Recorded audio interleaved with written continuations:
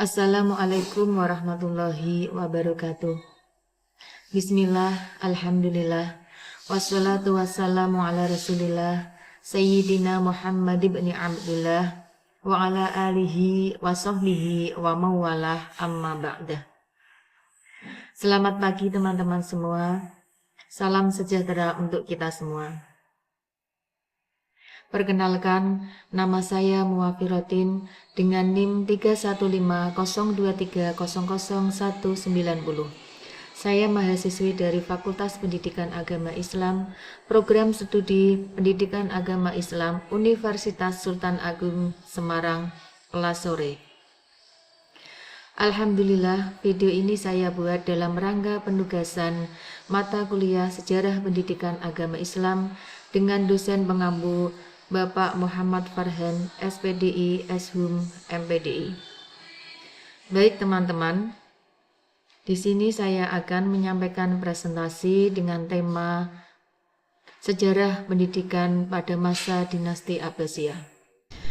Pendidikan Islam telah mengalami pasang surut sepanjang sejarah, mulai dari masa Rasulullah Shallallahu Alaihi Wasallam hingga era digital saat ini. Setiap periode memiliki perkembangan pendidikan yang berbeda. Pada masa kekhalifahan Khulafa ar-Rasyidin hingga dinasti Abbasiyah, puncak pendidikan Islam terjadi pada masa Bani Abbasiyah.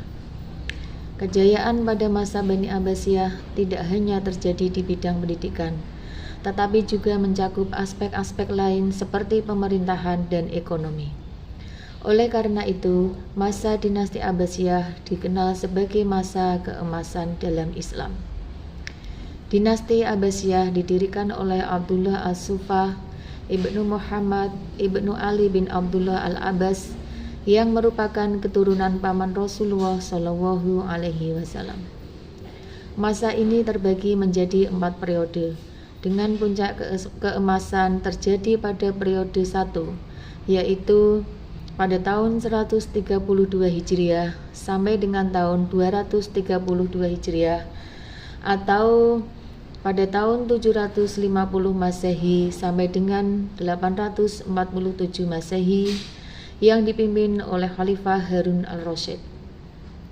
Pusat pemerintahan di kota Baghdad menjadi saksi kemajuan peradaban Islam. Harun al-Rasyid sangat mencintai ilmu pengetahuan, sehingga lembaga-lembaga pendidikan berkembang pesat pada masa saat ini. Sebelumnya, pendidikan dan pengajaran Islam berpusat di masjid sebagai pusat pendidikan. Namun pada masa dinasti Abbasiyah, pendidikan dan pengajaran tidak hanya terbatas pada masjid atau Baitul Hikmah yang berfungsi sebagai perpustakaan, lembaga penerjemah, dan juga pusat penelitian menjadi penting.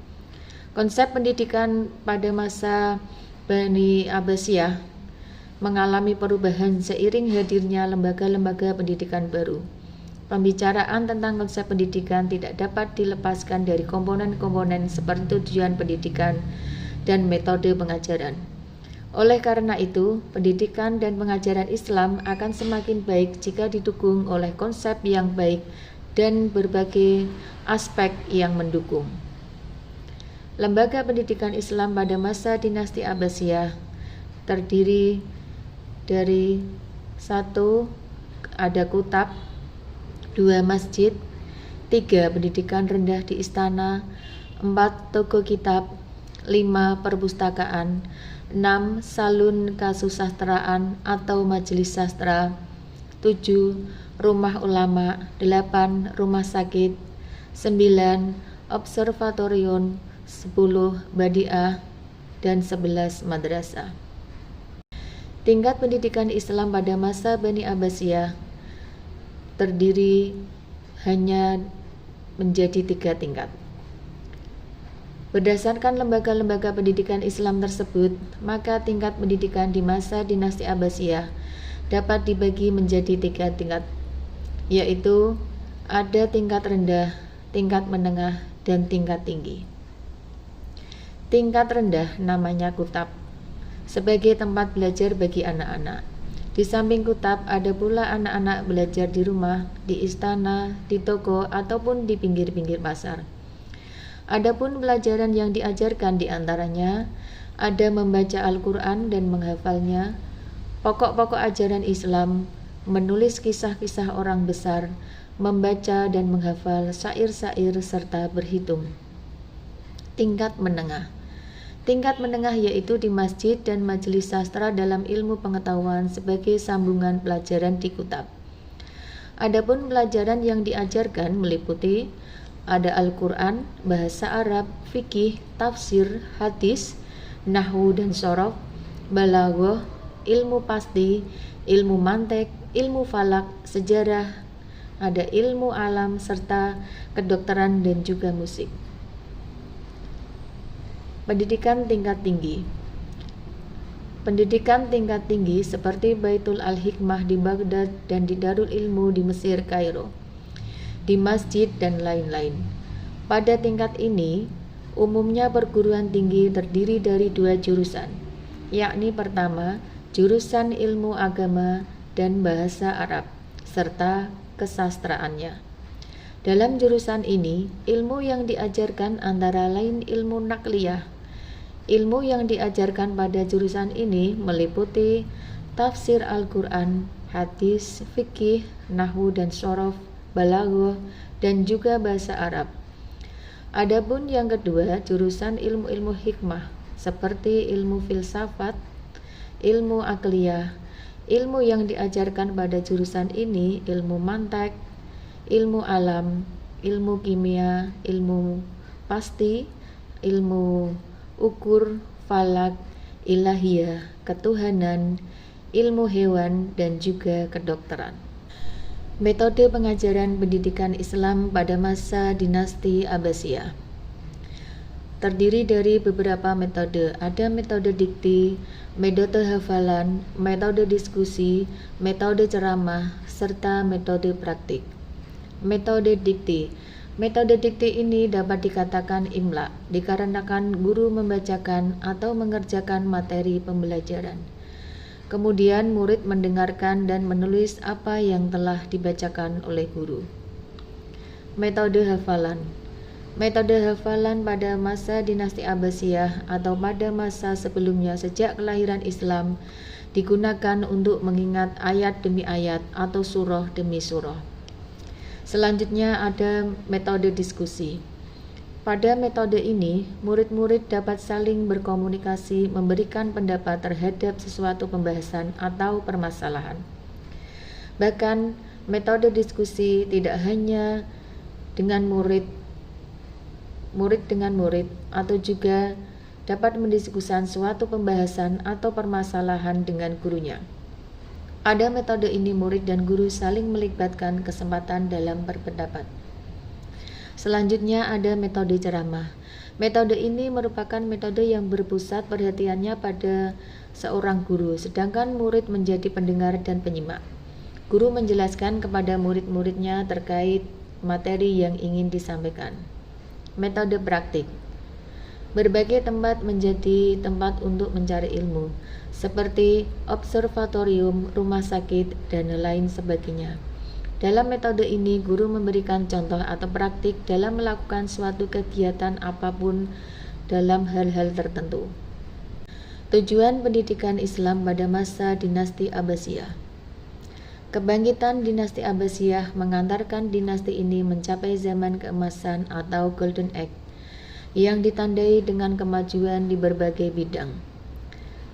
Kemajuan pada masa ini tidak mungkin terjadi tanpa adanya dukungan kemampuan dalam bidang pendidikan, dikarenakan pendidikanlah yang menyiapkan sumber daya manusia untuk menggerakkan kemajuan tersebut.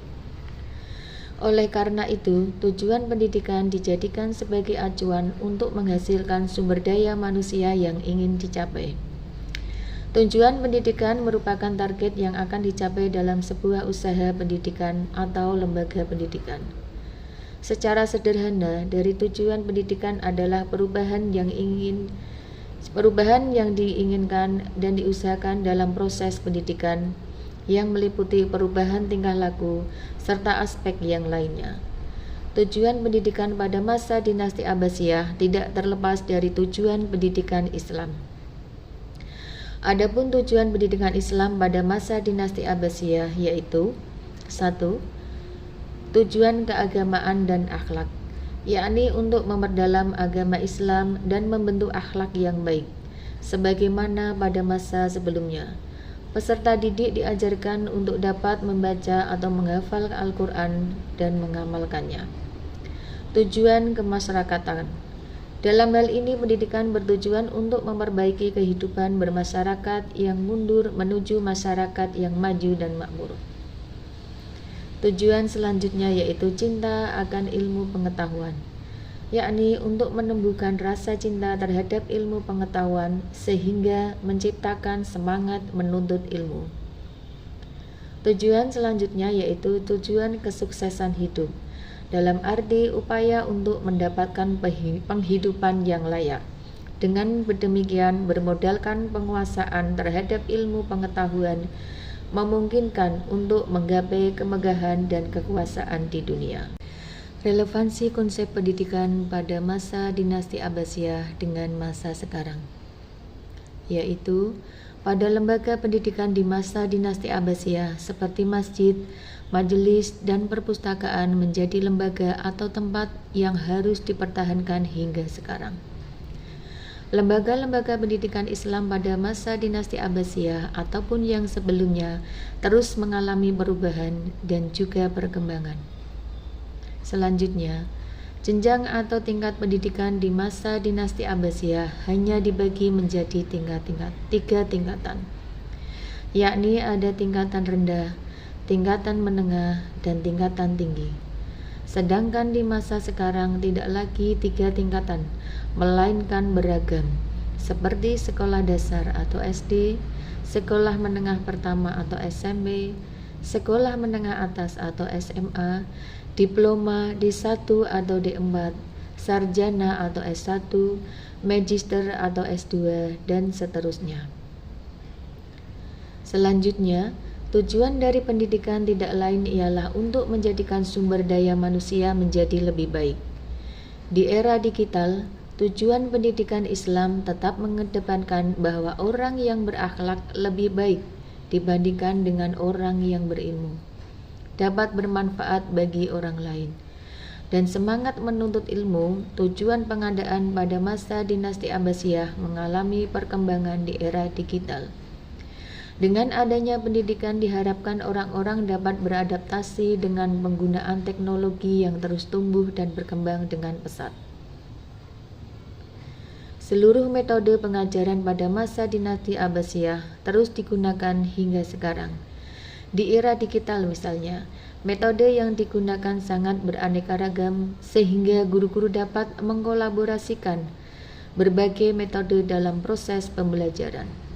Di era digital, ceramah-ceramah, kemudahan dalam menghafal, serta tulisan-tulisan dapat dengan mudah dicari melalui internet. Demikian teman-teman presentasi dari saya, semoga bermanfaat dan menambah pemahaman kita mengenai pendidikan pada masa dinasti Abbasiyah. Sekian dari saya, kurang lebihnya saya mohon maaf yang sebesar-besarnya. Akhir kata, billahi taufik wal hidayah. Assalamualaikum warahmatullahi wabarakatuh.